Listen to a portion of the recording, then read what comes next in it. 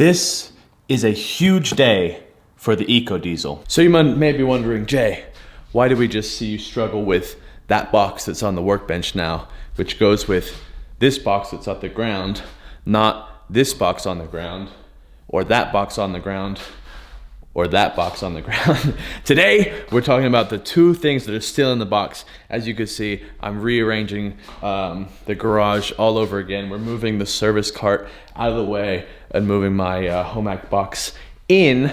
But anyway, different video. But make sure you subscribe if you want to see that, because those boxes will have their own video. But today is an enormous day for the EcoDiesel. So if you know, I'm an absolute nutcase when it comes to perfecting stance. So I've had 3 sets of coils since the factory rear coils. The front coilovers from King are great, obviously, but the rear is what I'm having issues with. So the factory was a little bit too tall.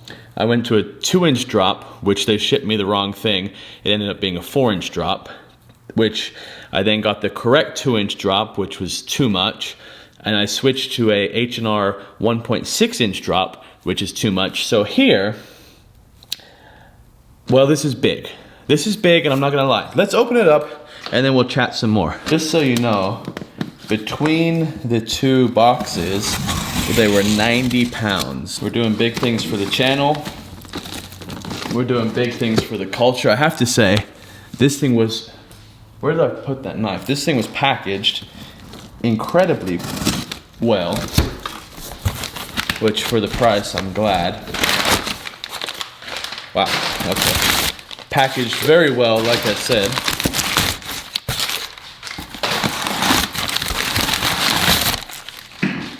Damn.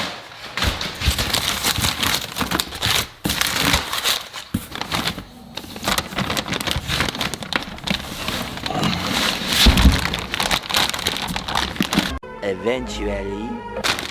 If you couldn't tell, what this is an air compressor and tank.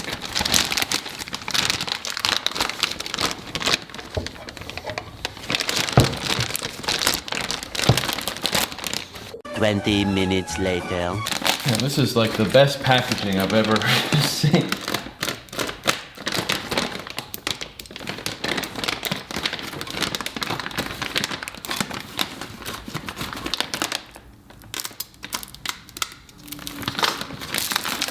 Eternity later. So this is the rear part, and what this is the automatic leveling switch. So you have the air lines here, you have the, not exhaust line, but basically the drain hose here. You see rear passenger side here, and then I don't know if you could see this on the thing, but air supply in, so this is from the compressor, and this is 2 air springs. So the guy who owns Timber Grove, I want to take a second before I go on to the second box. The guy who owns Timber Grove goes by the name of Steve, and he creates all this. So I called him a couple months ago, or a couple weeks ago, and told him what I was going through. And what he did was he basically listened and went out and created this kit for me. And the reason, I have to tell you, I did pay for this kit, of course, I have to tell you that. But the reason that I went with this kit after many hours researching different stuff between AccuAir, Air Ride, and then Timber Grove is like this. A guy in his shop listened to what I needed and created a system that hopefully is gonna solve exactly what I want. And that's what we need. We need stuff like that in the automotive industry. There's kits for lowering, there's kits for, you can do bags all around, bags on the rear, and stuff like that. And this stuff is quality. While I'm opening this, basically what I'm doing is I'm gonna put the same system on my rear suspension as basically a semi-truck uses. So let's get this opened up. Packaged very well. I have to be honest, these are, holy cow, Steve. So essentially, this bag will replace my coil spring, and what'll happen is that leveler that I just showed you, I'll set it to the ride height I want, and then this bag will automatically inflate and deflate no matter what the settings are to give me the ride height I want. And this is just all metal. There's like no plastic on this whatsoever. You can see all the hardware is very good quality. It's not plastic, I hate plastic. I want everything to be aluminum or steel or whatever, CNC machined. So what it looks like is this attaches to the truck somewhere, and then this looks like it will end up attaching to this. We're gonna install this on camera, obviously, but man, this is like, Jesus Christ. This thing probably weighs 10 pounds, but no, it's probably 6 or 7 pounds by itself. So I'm very happy with the quality of this stuff. Quality is huge for me. As you guys know from watching other videos, like, I don't push crap. Like, I don't care about the price. I don't care how much, if a company offers me money. I paid for this. I could reach out to many, many companies and get a completely free set of coils. I don't care. I paid for this because this is what I want, and I really, really enjoyed Steve's service. He spent probably collectively almost an hour between the phone, talking to me initially for free, you know, well, not for free, but for no money, you know, and not sales pitchy, just very upfront and very open, and that's what we need. I really genuinely enjoyed my interaction with Steve and had no problem waiting for this to show up, because obviously he took the system the off-the-shelf system, and he had it customized for what I need, and that's huge. So please, you know, show Steve some love. Of course, his information is going to be in the description of this video. So the first thing we're going to do is remove these little L brackets you see here, because this is what is actually going to go in between the crash bumpers that you're going to see later. They're going to be taken down with a nice 14mm socket, and I'm going to be using my gear wrench ratcheting wrenches. One of my favorites, to be honest with you, just to break them off. So we got our nice L-shaped brackets and our really good hardware. Now we're going to head under the truck for the next steps.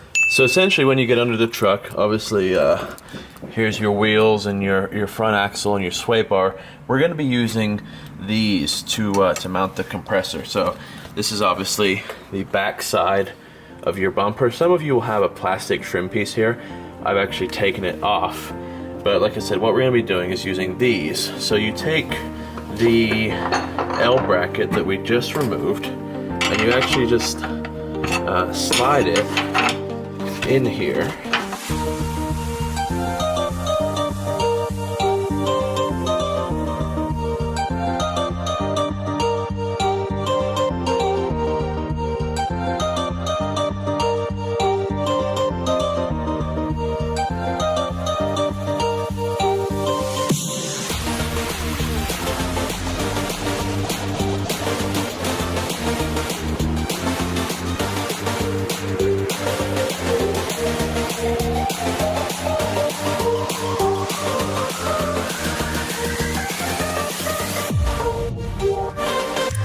So what you end up with, once you've finally got it done, is this. This is the view from the back.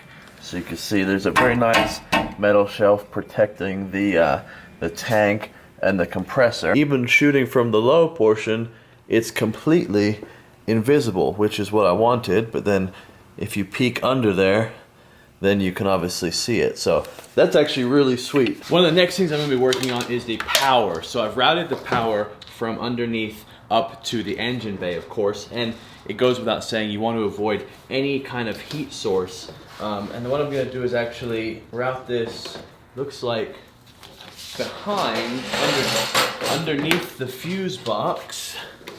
Let me just make sure. If you can see, that's the cable there. We've run it up next to the washer fluid, around this fuse box and ground, and I've just got the wires here ready to attach to the battery peg post. And assuming that works, I'll come back and zip tie that. So I'm just cleaning up for the day.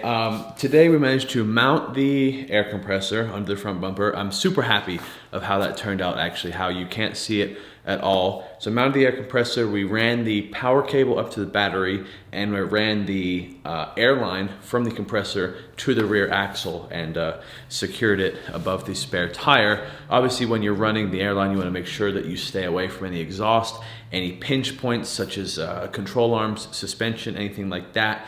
I ended up following the brake lines. It's what's recommended, and it's also the best thing to do because that way you know that nothing's getting pinched, and you know, it's probably not gonna melt. One day this week or next weekend maybe, I'm gonna remove the coils that are existing in there and replace them with the airbags. That's gonna be pretty much the last step. I just wanted to break it into 2 days so I'm not overwhelmed. I don't have a bunch of free time. So far, I'm super happy with the quality of the kit. We're gonna see obviously how it runs in the end. But like I said, I wanted to split it into a couple of days so I'm not overwhelmed. And but it'll all be in one video. Day 2.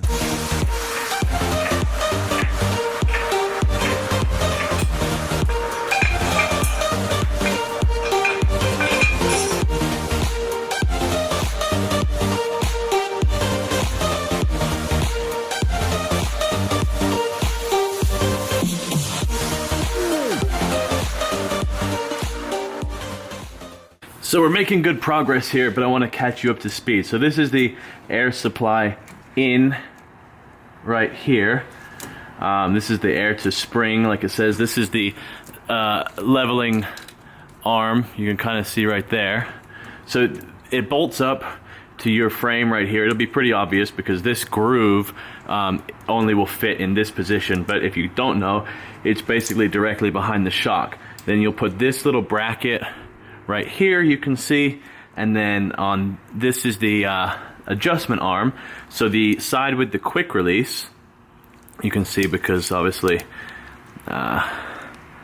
this side quick releases. I'm not gonna worry about it right now, but the side with the quick release is the one that attaches to the arm, and it attaches on the shock side. Now we're gonna see how this goes because I have external reservoirs and we don't know if they're gonna hit just yet or not, but these are bendable. You can bend the arm part out, and if you absolutely have to, you can use this second hole on the arm right here and break this part off if we're gonna have clearance issues. But I'm kind of going fast because I want to try to get this done before it's completely pitch black out. So here we are underneath my truck. This whole process will be easier if you remove your spare tire. I have my spare tire out all the time. It is recommended that you take your wheels off, but I'm Jay Flat Out and I don't follow the rules. So what you're gonna do is take your coil out, and then you're gonna put this bracket so it lines up with these two holes, and hopefully we're gonna be able to get a nut behind here to install this. So I'm gonna do one there.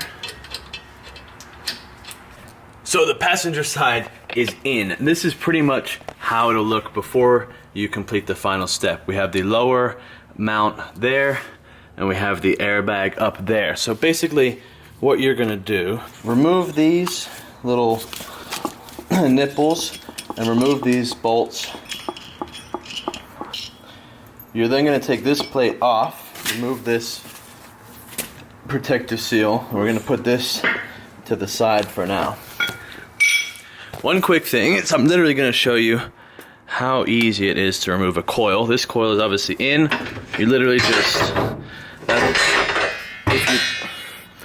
if you jack your truck up high enough, that's how easy it'll be to remove your coil. If you see that hole right there, this plate is gonna go above that hole, or this part of the bag is gonna sit perfectly inside that smaller gap.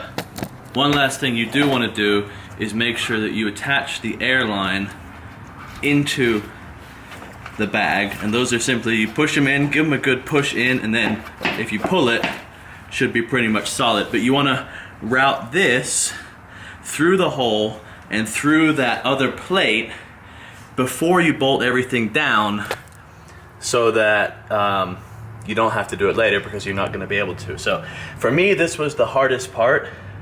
It's easier if you take the wheel off, but like I said earlier, I'm Jay Flat Out, so we're going to try to do it without. The end is near. I know I've been super bad at filming, but basically what we did is we put the airbags up. You put that plate on the top of the mount. Like I said, the airbag fits in that pocket. You put those 3 bolts with the locking washer on the top, tighten those down, make sure that the smaller ring on the top of the bag is seated nicely in that tower. Like I said, tighten it down, put your wheel arches back on, make sure that the mounts on the bottom of the axle are tight. Now we're going to jack the axle back up to the bottom of the bag, secure that bolt, and we should be ready to put the fuse in and air it up for the first time. Oh, really? Jeez. Well, yeah, we got the compressor going. Everything's buttoned up in the rear. Now we just wait for the moment of truth, I guess. All right, Flat Out family. We're in the garage. The bags are on. The bags are on. They work. They don't appear to be leaking, but it's very late. As some of you know, I get up at 3 in the morning for work, and the garage is a catastrophe. There's the old H&R coils. I got tools everywhere. I got the cart all pulled apart. But quick look, you know, that's the stance. So the last point, you can see the. Let me grab a light.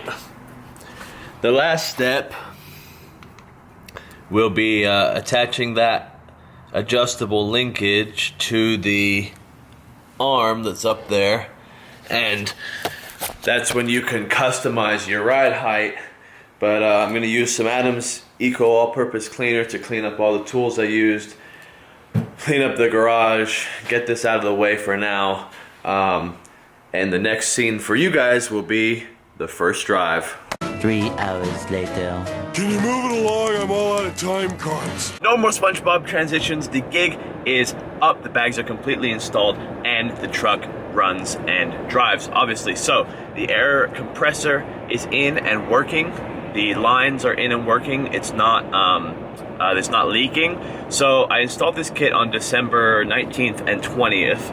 I flew out of town on the 21st for 5 days, and the truck sat. So one of the concerns is, or one of the things you have to watch for when you install this kit, is if the airlines are leaking air, then if you park the truck for a couple of days, if the lines are leaking, you can lose air pressure, which will cause the compressor to continuously run and put you at risk of losing battery. Now, like I said, mine stayed up for about 5 days. We didn't have any battery issues, and the compressor wasn't running. So that leads me to believe that everything was installed correctly. The ride is great. I really like it. You know, I like the fact that it adjusts and things of that nature. I'm going to do a full review of the kit at a later date, but this is just to kind of show the install and show the first thoughts.